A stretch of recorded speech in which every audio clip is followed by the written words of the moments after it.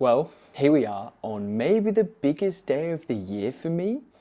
You know, arguably the biggest cultural film released this year. For day 41, we're going to dive into Christopher Nolan's The Odyssey, which stars Matt Damon, Anne Hathaway, Tom Holland, and a plethora of other actors. I was lucky enough to see this in IMAX 70mm at the Melbourne IMAX, and wow, what an experience. I cannot recommend it enough. If you were able to, I understand it's not available everywhere, but if you can, I highly recommend seeing it in this format. It was excellent. So here we are.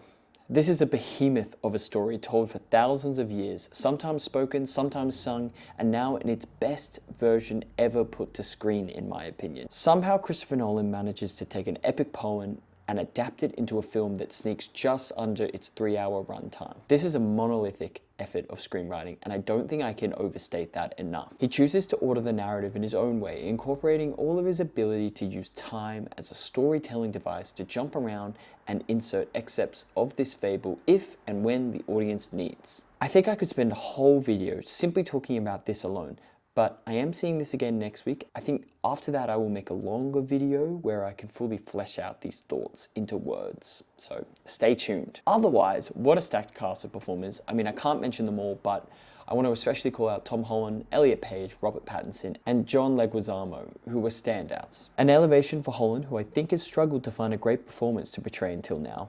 Elliot Page eats up every scene he's in and is especially memorable towards the back half. Robo is just an excellent performer, and it was really fun to see him play a villain here. And finally, John Leguizamo just really did it for me in the small role that he had.